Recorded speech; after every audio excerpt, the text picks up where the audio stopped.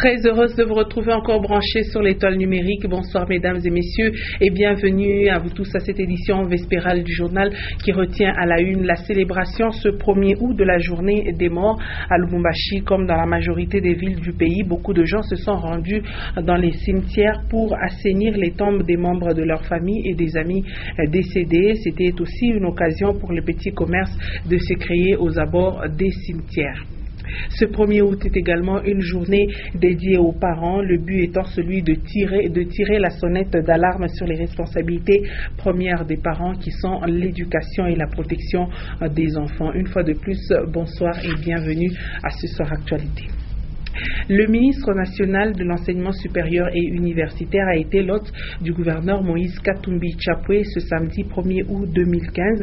Ces deux personnalités ont échangé sur la situation des universités et des instituts supérieurs. Théophile Bemba a également remercié Moïse Katumbi pour le soutien qu'il apporte dans le domaine de l'enseignement supérieur et universitaire. Suivez.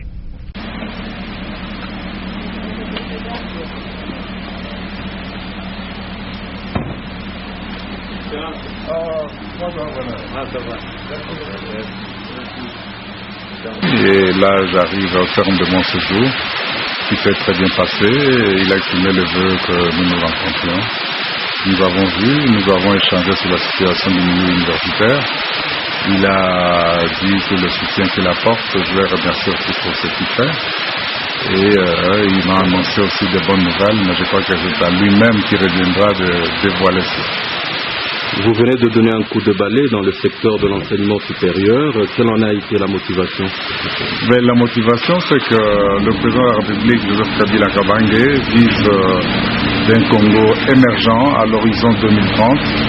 Et pour cela, dans sa vision de la révolution de la modernité, un des points majeurs, c'est la promotion d'un pool d'intelligence qui pourra aider à avoir un maillon important de ce vivier pour la nouvelle souveraineté. Et donc, ce pool d'intelligence ne peut se faire que si le secteur de l'enseignement supérieur et universitaire est redressé. Et c'est la mission que nous avons sous l'impulsion de lui-même le président, avec tout le soutien du Premier ministre Mazata Ponyo, que nous essayons de faire. Nous ne faisons qu'appliquer la vision du chef de l'État. Merci beaucoup. Merci beaucoup. Et c'est hier que l'université de l'ICASI a organisé sa double cérémonie de collation des grades académiques et clôture de l'année 2014-2015.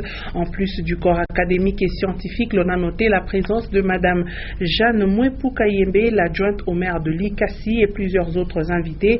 On a enregistré 3 temps forts, la clôture du rapport académique, l'allocution du recteur, enfin la proclamation des résultats. Jean-Claude Val nous en dit plus. Lors de cette cérémonie de collation de grades et de clôture de l'année 2014-2015, c'est le secrétaire général académique qui a présenté son rapport en premier. Le professeur Justin Banzabouanga a souligné les contextes difficiles dans lesquels l'actuelle équipe a pris les commandes. Pour cette première session, parmi les 1316 candidats concernés, on a noté 26 distinctions et 368 satisfactions pour les 2 cycles, ce qui fait une moyenne de réussite de 22,34%, gradués et licenciés confondus. Le secrétaire général académique a signifié que tous les cours programmés ont été vus. Dans son allocution, le recteur, le professeur ordinaire, Médard Kayamba Badié, a précisé qu'à 5 ans d'autonomie, cette université est encore jeune. C'est ce qui justifierait les quelques erreurs constatées par moment.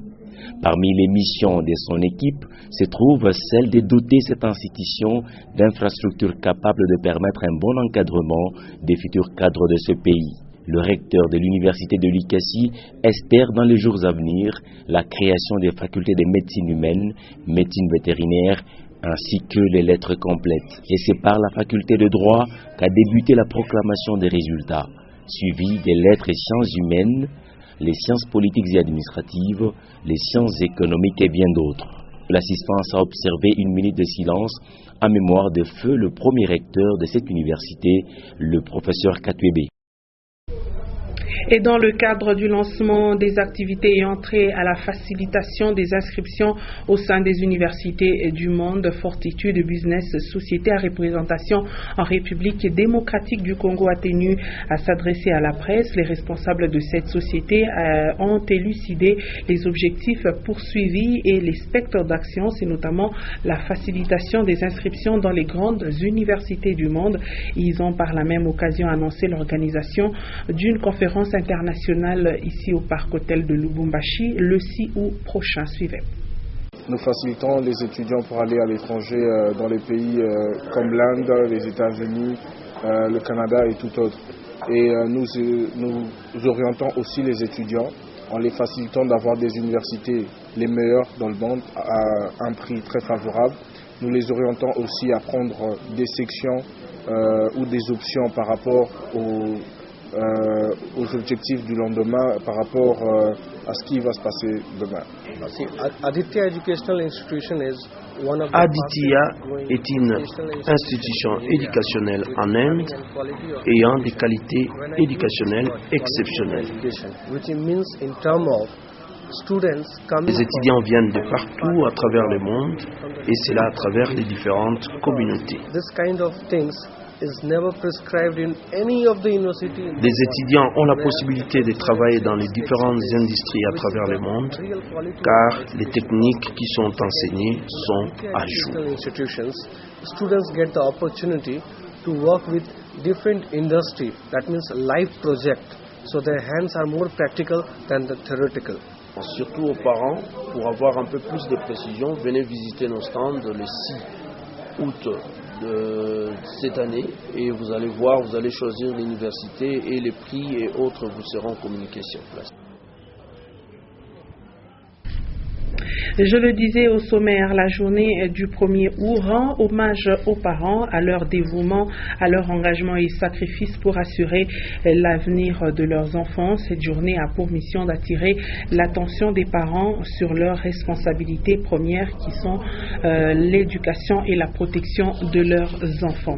Et à l'occasion de la journée du 1er août dédiée aussi aux morts, les artères qui conduisent au cimetière de Sapin 2 ont enregistré une ambiance inhabituelle. Les petits commerçants avec divers articles ont pris d'assaut tous les coins, fleurs, épitaphes, cimetières et peintures sont proposées à ceux qui se rendent au cimetière pour assainir les tombes. Edouard Kankou nous en dit plus.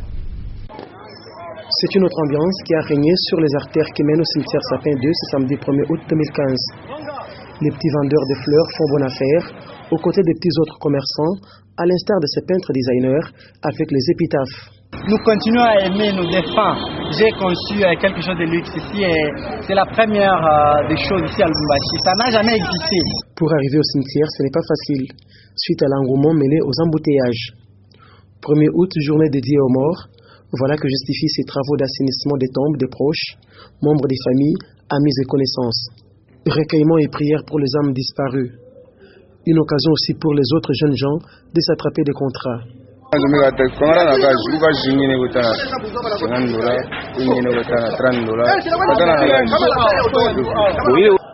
de peintures, ciment, photographes et même maçons et autres sont visibles sur les allées du cimetière. Et quelques agents de Nyota Radio et Télévision ont fait la ronde des tombes de leurs collègues morts. C'est notamment celle de François Kalala Kaniki, Jules Lukumu, Nina Nzenza et Deo Nzeji pour un recueillement. Léon Magloire Monga et Edouard Kankou. Ce 1er août 2015 était aussi pour les agents Nyota Radio et Télévision une occasion de se rappeler certains de leurs collègues déjà dans l'au-delà. C'est ainsi qu'ils sont allés se recueillir sur les tombes de feu François Kalala Kaniki, Jules Lukumu, Ninanzeza Makumba et Deonzeji dit NZ, à qui le révérend Patrick Kapend a particulièrement rendu hommage. Effectivement, aujourd'hui, le 1er août, journée dédiée à nos frères qui nous ont quittés, qui sont dans l'au-delà.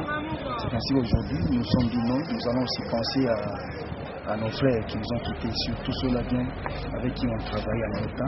Il y a notre frère Kalala Kaniki, Jules Lukumu, il y a aussi Deo Nzeji, que j'appelais NZ, qui a fait son temps, et surtout dans cette émission que je continue à présenter, Étoile du Berger. Alors dès où on nous a déjà quittés, on a pensé, nous nous sommes dit, on vient ici juste pour se recueillir sur leur tombe. Dieu a permis, il est parti, nous bénissons le Seigneur et nous disons que leur âme se repose en paix. Une autre façon pour ce personnel de Nyota Radio et Télévision de se rappeler qu'ils sont poussières et qu'ils y retourneront un jour. Et les habitants de la cité minière de Kipushi n'étaient pas du reste. Eux aussi ont pris d'assaut le cimetière de Kamarengue pour mettre la propriété sur les tombes des membres de leur famille. C'est un reportage à suivre dans nos prochaines interventions. Autre chose à présent, le bus et camions qui prennent les passagers à destination de Kiloa, Kasenga et Kalemi empêchent l'évacuation d'immondices et autres ordures du côté du marché Njanja. Les responsables de celui des négoces déplorent le mauvais stationnement. Suivez ce reportage de Edouard Kwanko. Au niveau du marché Njanja, l'on parle de mauvais stationnement des véhicules effectuant des longs voyages, ceux qui se rendent à Kilo, à Kasenga et Kalemi. Les responsables du marché accusent les chauffeurs de non-respect des consignes, chose qui ne facilite pas l'évacuation d'immondices.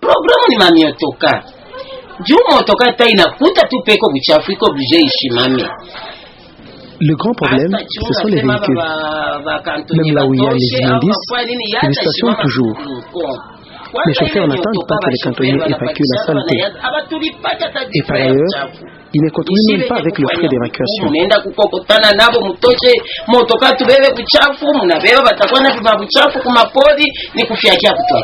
Les chauffeurs de bus et camions de leur côté soulignent que les clients viennent à compte-gouttes. Au moment où il n'y a pas de grands véhicules, c'est au moment où il n'y a pas de grands camions que nous avons des clients. Un autre problème, c'est la présence de quelques agences dans les arrêts. Et tous, clients et responsables du marché, sollicitent l'implication de la coordination des parkings pour résoudre ce problème.